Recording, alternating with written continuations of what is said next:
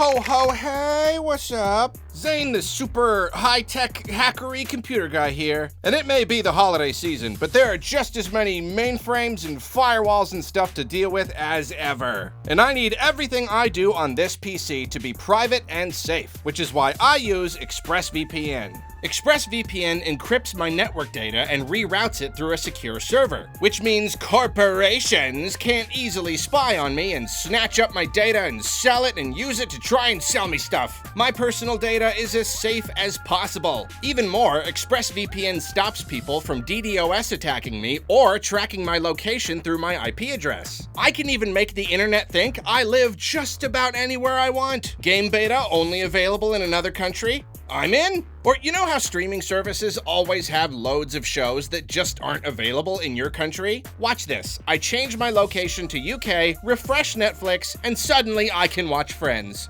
Yeah, I may be a computer hackerish guy, but I like Friends. Who doesn't like Friends? Point is, I can do this for any region. ExpressVPN helps keep me safe, and it's always fast and reliable. That's why it's rated #1 by several big fancy media outlets. If you want to get in on this, head to expressvpn.com/Arlo or hit the link in the description to find out how to get 3 months for free.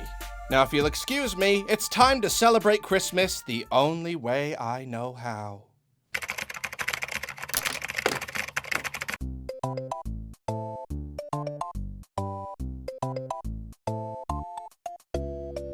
Does it matter? I don't know about you, this might just be a me thing, but 2022 was a year where I played some video games. Yeah, weird, I know, but it's true. And if I had to guess, I'd go out on a limb and say that there are at least some other people who did the same. As always, it was a year stuffed with releases within the Nintendo sphere and far beyond. And this might also just be me, but I've created a list of my favorite games of the year. Yes, it is a novel idea. A quick note, a few of these games didn't technically come out in 2022, but were close enough that I've decided to include them anyway. So here we go. These are my top 10 games of 2022. Or, well, 9.5. You'll see. It's the sequel no one expected, but you don't hear me complaining. Well, I actually complained quite a lot, but oh well! Splatoon is great. Is Splatoon 3 the most necessary game? No. Does it push the series as much as I would hope for a numbered sequel? No. But you know what? More of a good thing is more of a good thing. And despite riding mainly on its minor tweaks rather than anything flashy, Splatoon 3 still manages to impress. Little changes to the gameplay are numerous, and they make the game feel surprisingly fresh. Even just having a multiplayer lobby where you can mess around with other players and practice instead of just staring at a countdown timer makes all the difference in the world. The game's story mode isn't as fleshed out as I hoped, and it really does firmly establish a precedent for shorter Splatoon campaigns. But story-wise, it provides some phenomenal sequences and lore revelations, and a spectacularly epic conclusion. And you know what? I gotta say, Table Turf Battle might not be a revolutionary new game mode for Splatoon, but I think it's pretty darn fantastic. It's relatively simple, yet there's a ton of depth in terms of strategy and deck building. It's a wonderful addition to the series, and I can't wait to see if they do anything more with it. And then, of course, there's my precious Salmon Run. We didn't get a ton of new stuff, but even just the addition of King Salmonids and the ability to throw eggs has drastically improved the experience. I might not get to play Splatoon 3 as much as I want, but I have thoroughly enjoyed all the time I've gotten so far, and it's been a highlight of my year for sure.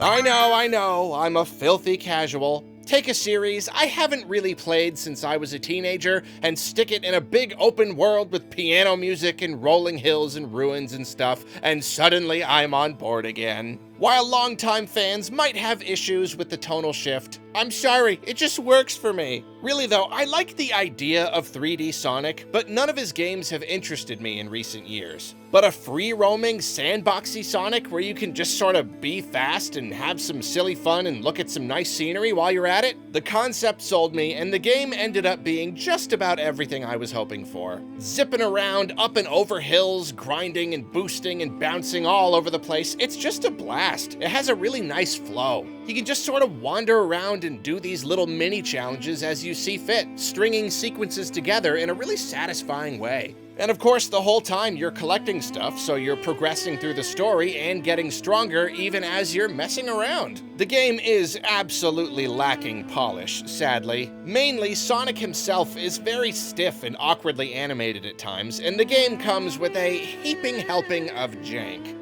For this reason, it was actually hard to enjoy at first, and it's disappointing to see how the game could have been so much better with more time in the oven. But after I became accustomed to the jank, I found Sonic Frontiers to be a really breezy, enjoyable time. Nothing incredibly deep, but so much fun to boot up and mess around with that, does it matter?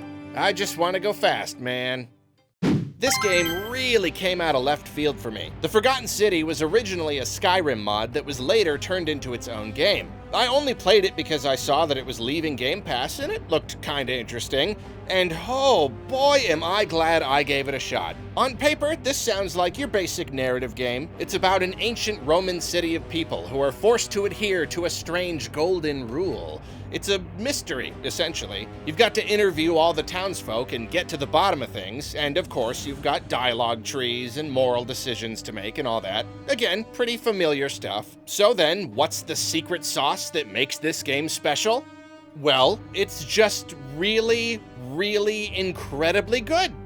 That's the secret. The story just grows and grows as you unravel the mystery. The writing is some of the best I've ever experienced in a game. No joke. Every character is interesting and terrifically performed. The dev team was small, yet the presentation is really nice. Being so into a game that I can't wait to play more of it is a familiar feeling. Yet running back to my room because I'm chomping at the bit to chat with some NPCs about a new lead is a new one for me. Rarely have I ever been so excited to simply progress a game's story. That's just how good it is. And no spoilers, but there are some other very fun and unexpected elements to the gameplay as well. In an industry filled with carbon copy trend chasers, even smaller devs with more integrity have to keep profitability in mind to a certain degree, right? But this weird little narrative mystery game is so unapologetically itself. If you're a publisher looking for projects to back, how many people do you feel are likely to buy a game like this? Whatever the actual number is, high or low, The Forgotten City gives off this incredible air of confidence. It doesn't care how unusual such a project is.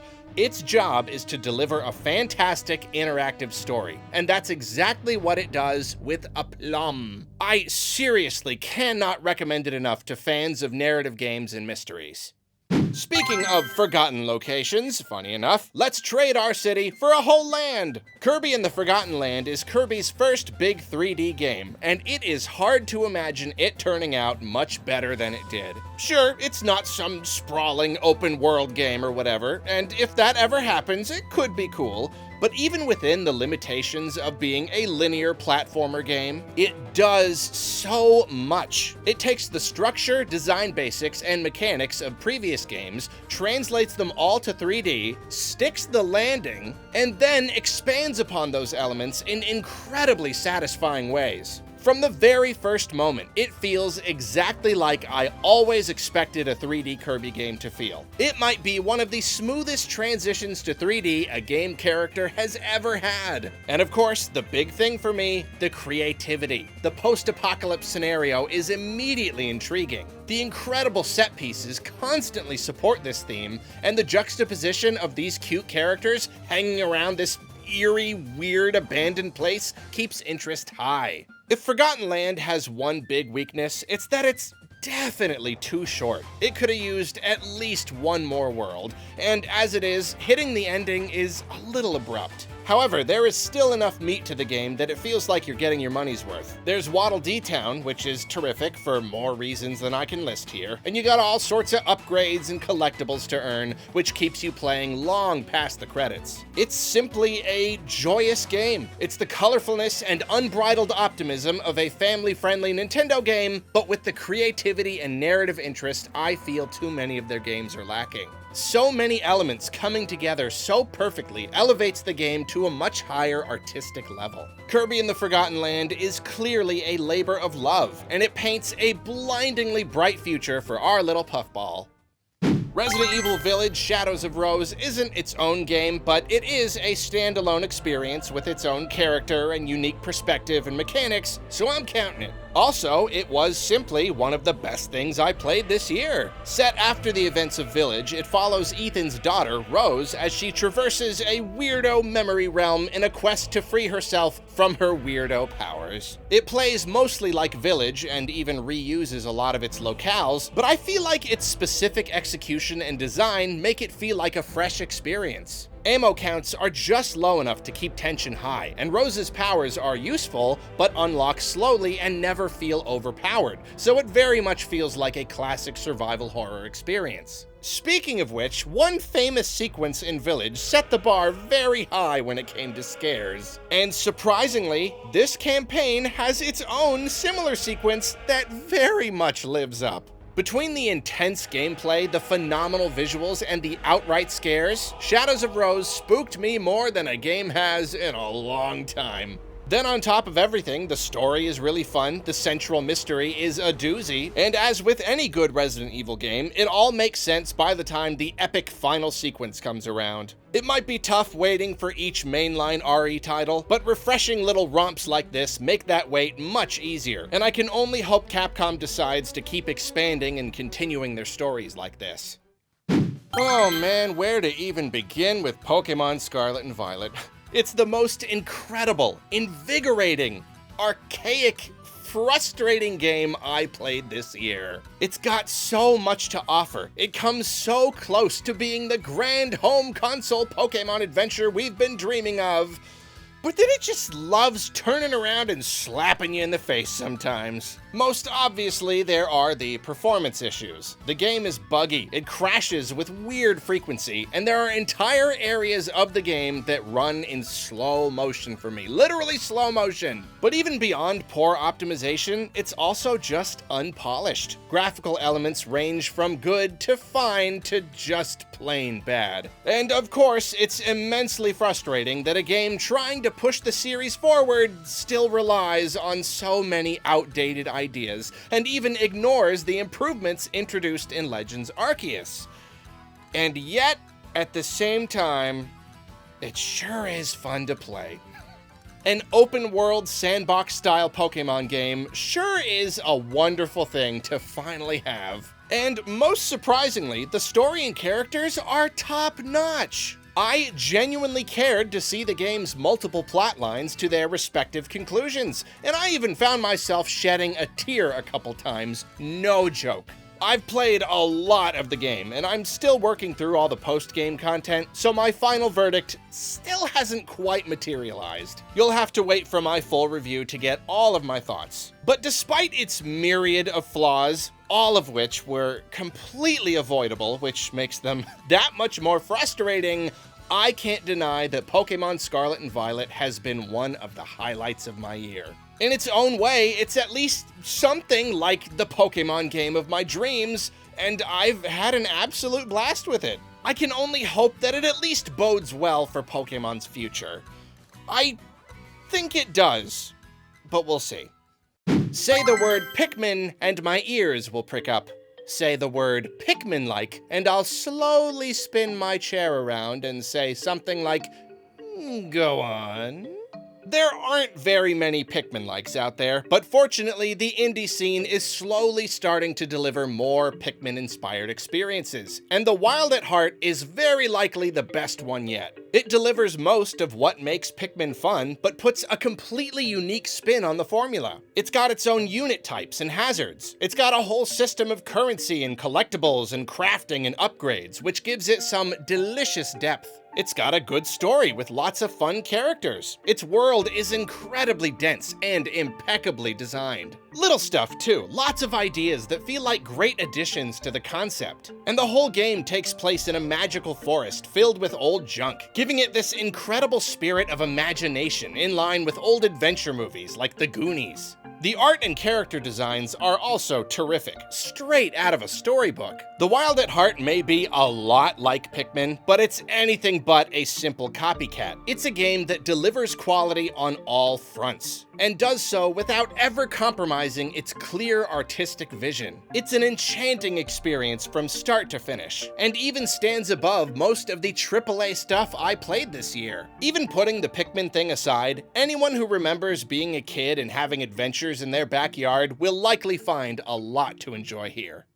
Scarlet and Violet and Legends Arceus both released in 2022, and both were similar in that they offered a taste of a grand and truly modern Pokémon experience, but lacked in certain areas. Out of the two games, though, I feel that Arceus is the most consistently good experience and provided more of that magic I'd been waiting for. The core concept of being part of a research team and trying to fill out an early Pokédex puts a terrific spin on the old formula and opens up loads of fun ideas. It's so refreshing to have a whole new goal beyond the usual quest to become champion. Then there are more new mechanics and ideas than I could even list here. The open zones, the throwing mechanic, and the ability to dodge and get hit by Pokemon attacks all add a whole new level of fun. Then so much of the Pokemon formula has been tweaked and refined, and in some ways totally redone, which is very much welcome in my book. And on top of everything, the story is good, with interesting developments and even some decent characters, which was a nice surprise after Sword and Shield. But for all the game does right, nothing is more important than the fact that it makes me feel more like an actual Pokemon trainer than I've ever felt.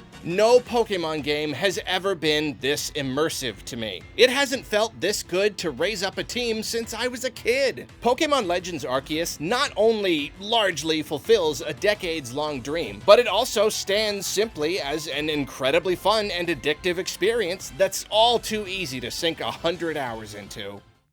Elden Ring. Oh, Elden Ring. I doubt you could even imagine how much Elden Ring I have played. It probably isn't any surprise that it comes in at number 1. I think my fate was sealed the very moment I first picked up that controller. To those outside the cult of FromSoft, the unending praise for this game is a constant source of confusion and frustration.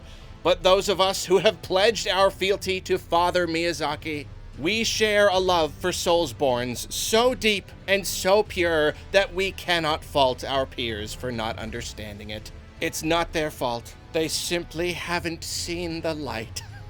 Indeed, it would be entirely impossible to properly explain what it is about Elden Ring that captivates us so here in this little chunk of this little video, but I will at least try.